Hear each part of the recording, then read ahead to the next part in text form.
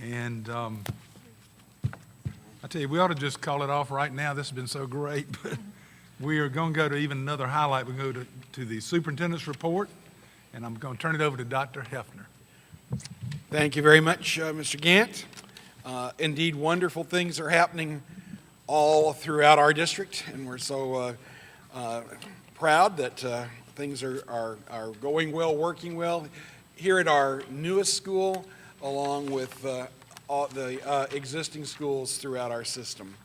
A few things I do want to call to your attention this evening.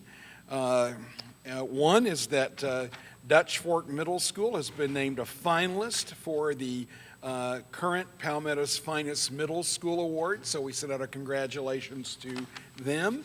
Oak Point Elementary School has been named a finalist for Palmetto's Finest Elementary School. So again, our congratulations there. I want to report that we've had our two magnet fairs, one before the holidays and one after. We had a record number of people attend, more than 550 people, most of whom were first-time visitors. So again, our people are excited about the opportunities they have here in our system.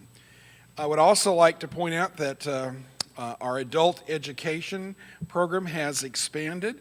Again, within the staff that we have, this is no additional cost, but because of space that's available to us, we now have offerings on the campus of Chapin High School as well as at Irmo High School, and we have also added Saturday classes to make adult education more accessible to people in our community.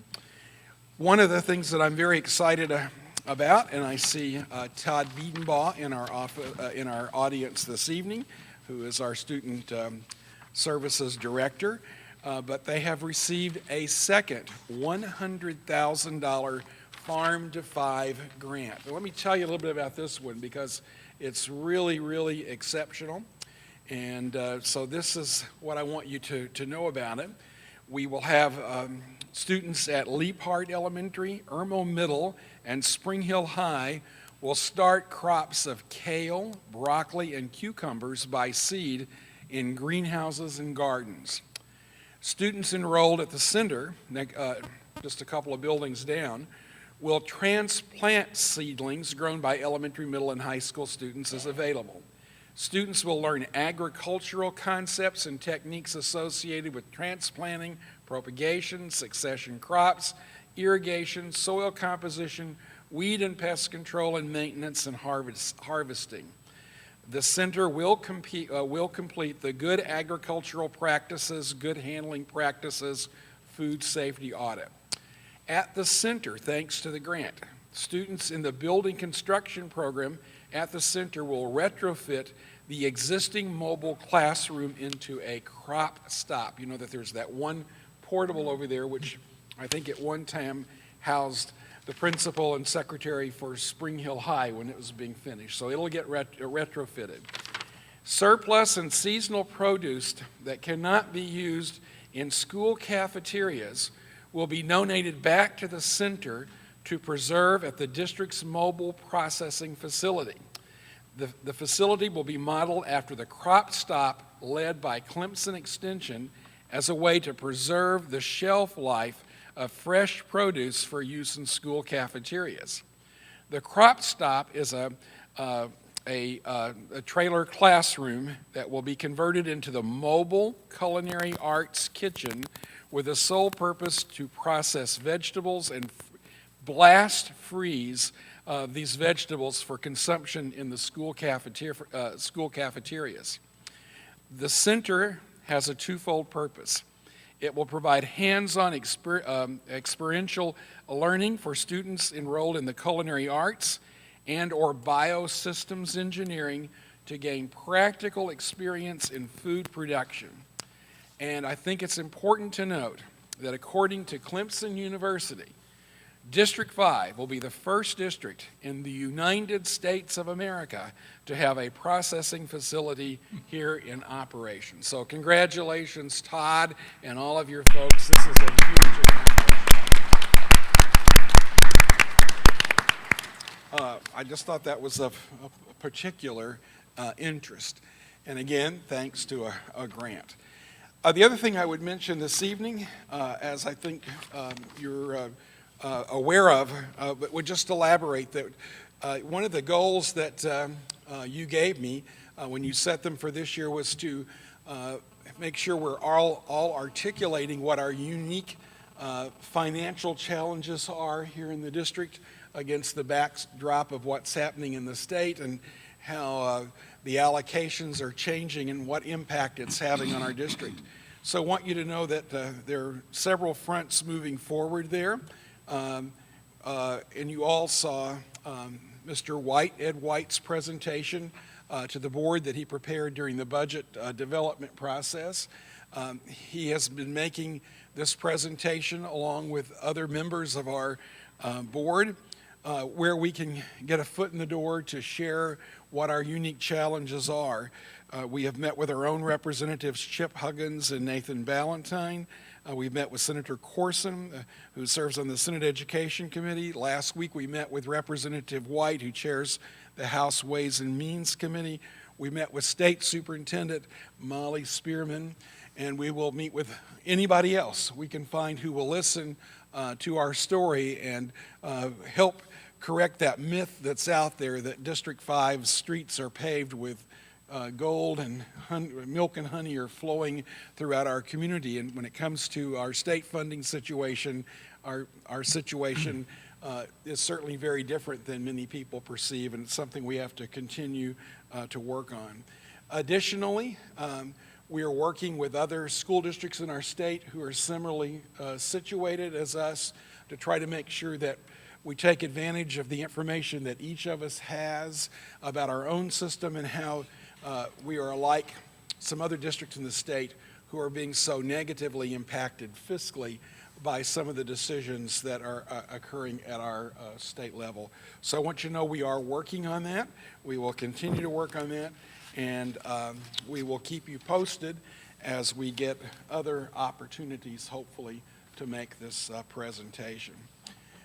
That concludes my portion of this report. We will now go to Mr. Richardson, our Chief Finance Officer, for his monthly reports. Mr. Richardson. Thank you, Dr. Hefner, and members of the board. In your packet in Exhibit C, I have the final financial report for the calendar year 2015, which means we're 50% through the 2016 school year. Hard to believe. On the very first page of this report, excuse me, on the very first 2 pages of this report are our revenues to date through December, and I'll just draw your attention to all of our local taxes. You can see they're lagging behind, but we should see that really pick up in the month of January. That's usually a big month for us, so hopefully when we do the January monthly report, you'll see that picture changing considerably. So far to date, we've collected $56.8 million out of a $109.6 million budget. And then on the next few pages are our general fund budgets and expenditures. I will flip on over to the last page just so you can see where we stand overall. We're, excuse me, the fourth column over is really where we are with actual expenditures to date. We still have about 61% of our budget remaining through this fiscal year. With all the encumbrances and everything, as you can see, the bottom line is we have about $14.1 million remaining to date. I will try to address any specific questions you may have seen as you've reviewed this. Ms. Hutchinson. Thank you. Of course, this is all new. We've seen it before, but as I was looking at this over the weekend, I can't remember, this is just about reading this document, what it means, the range to date, that column, and also the GL in front of budget. Not quite, can't figure that one out. Okay, that's just general ledger budget. There's a lot of different terminology with this new system, obviously. Yeah. It's really the same information you've seen, it's just a little bit different format, but range to date would be the current month activity. And then, of course, the year-to-date would be the activity from July to December in this case. And then, obviously, the next column will be just the balance. All the encumbrances that you see next that encumbers all of our salaries and any other encumbrances that we may have either through our normal purchasing process. So our budget balance in that last column would be minus all of the encumbrances as well. Okay, thank you. I did not know that was the monthly expenditures for the range to date. Thank you. Well, as we get a little bit better with this system, I hope to be able to make this format a little bit friendlier to read, too. I think Ms. Hammond has a question also. This is just, because I notice it's with each one, so I wanted you to clarify, with each of the columns where it would say salaries, and then it's got benefits, purchase services, but supplies and materials, and there's a different supply material listed, with each group or function. That's not teacher supplies. That's like supplies for that particular, those salaries that are clumped there. Well, it would be supplies give that are me an example. budgeted for that particular group of students. Okay. It depends on what you're looking at, but it could be for Well, kindergarten students. It's kind of and I know I'm not asking it very plainly, but what I was just after was how we, we have supplies and materials after each of these subtotals by collapse, that first column. And my question was, why would there be supplies and materials or listed separately under each clump of salaries? Excuse me. It's because that's what these accounts signify are different group of students that are being served, and Would it be like workbooks and things for that it could be group? anything that they need for the classroom. Okay, because that is a question that I get a lot. I just want to be sure they have the supplies and materials they need. And sometimes, in budget crunches, I know sometimes we've cut some of that. But I just noticed there's a separate supply and material budget by each of these little areas. Right. So my question was, I was trying to figure out, we don't do just one big budget for supplies and materials. It's more generic to that exact group of salaries. That's correct, and as a matter of fact, I mean, this is all collapsed, but it's actually more specific than that. It's actually down to the school level, and in some cases, down to the classroom level. Right, and that's what I wanted to see. Okay, thank you. Mr. Richardson, just to follow up to that, and I probably maybe opening up a can of worms, but we've always had that discussion a little bit about supply budgets, and we know the school has a budget, and you just mentioned classroom. Are any of our schools at this point experiencing any kind of supply difficulty at that? I mean, I know we're mid-year in this budget, but we're not aware of a budget issue at any of our schools, I would hope. Not so far. I hope you are opening up a can of worms, but I haven't heard of anything so far. Right, okay, thank you.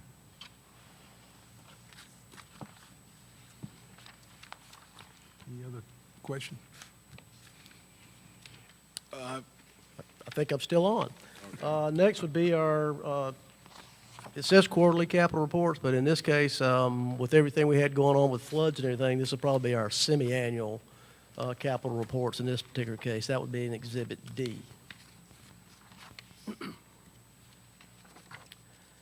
The very first one we come to is our current 2015, 2016 year number one of our five-year capital budget, which the board approved last spring. And then, of course, the first column is just how the budget was approved. And I guess I could go through it in detail, but I'll draw your attention to the last page here, and I'll just try to address any questions you may have. Of course, the total budget was $10 million. To date, we've expended a little better than $5 million and encumbered $662,000 to leave us a remaining balance of $4.26 million. And Mr. Carlin's going to, if you have any specific questions, I'd be glad to answer them, but Mr. Carlin's going to come up here and kind of show you some of the things that we've accomplished so far this year with this capital budget. Thank you, Mr. Richardson. Chairman, board members, Dr. Hefner, thank you for the opportunity to come to you. We would like to say at least once a quarter. With this last one, it has stretched a little bit, but just giving us an opportunity to show you some of the things that we've done with our capital budgets and what we're able to accomplish for our taxpayers, our students, our parents, and our staffs. Like Mr. Richardson was saying, we've had a very successful capital projects budget this year so far. We've accomplished a good portion of it and are in the process of cleaning those projects up, paying our contractors out so we can close those projects out completely.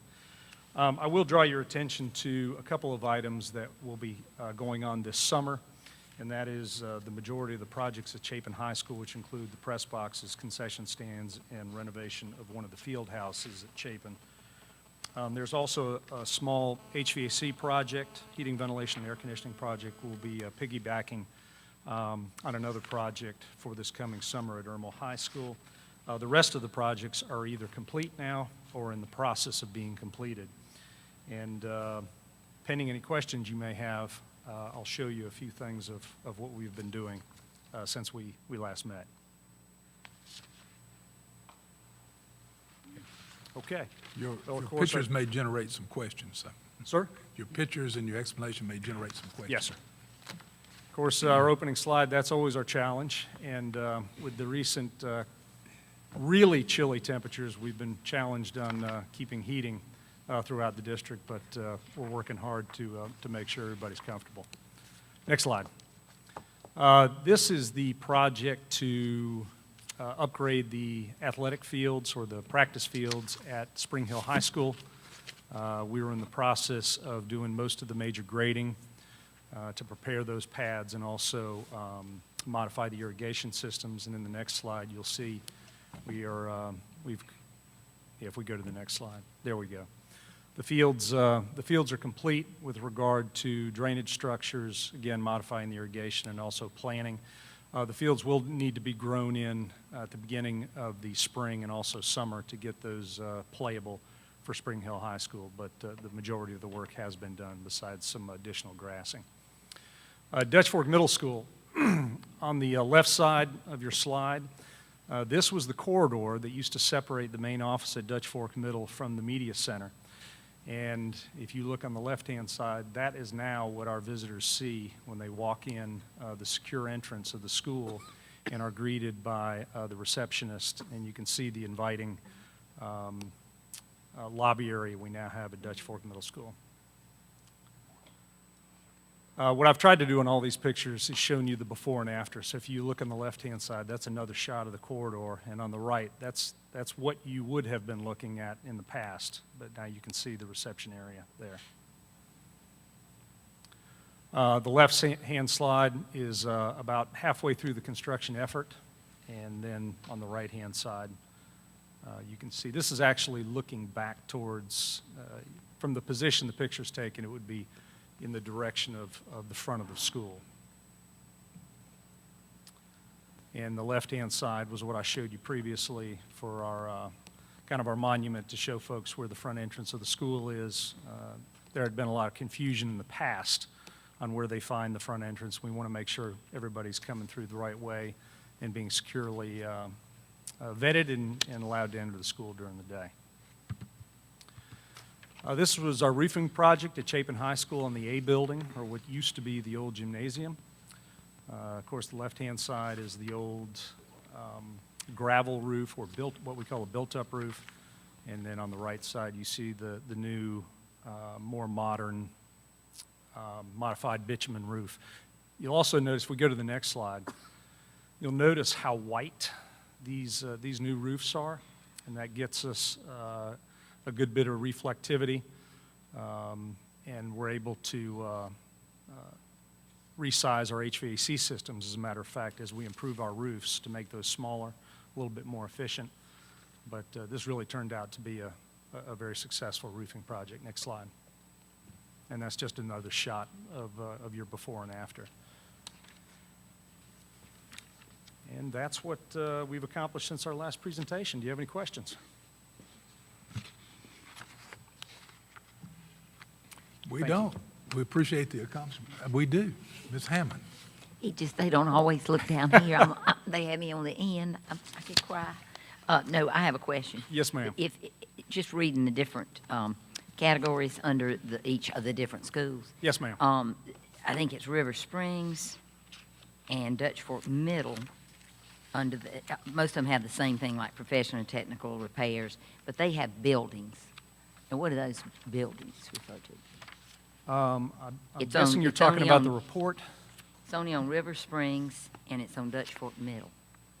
I'm And, gonna well, s- no, Chapin High has one, but I could maybe understand that one. I don't know, it just has, that's the category. But it's not, that category is not on any of it. I just wondered what that expenditure was. It's for improvements. It's actually should be buildings and improvements, but that's just for the improvements in those schools. We didn't actually build a new building. No, and I didn't think so, but my It's just a- point is, all of the others are self-explanatory to me. You know, when I read it. Professional technical services, repairs and maintenance, professional and technical services, and then buildings. So I just Oh, didn't- okay. I don't- The different qualification for the type of money that was spent, whether it was an architect or an engineer, whether it was an inspection company, I got and you. buildings That is has to be probably the under general buildings. contractor. Okay. Yes, ma'am. That's all I want to know.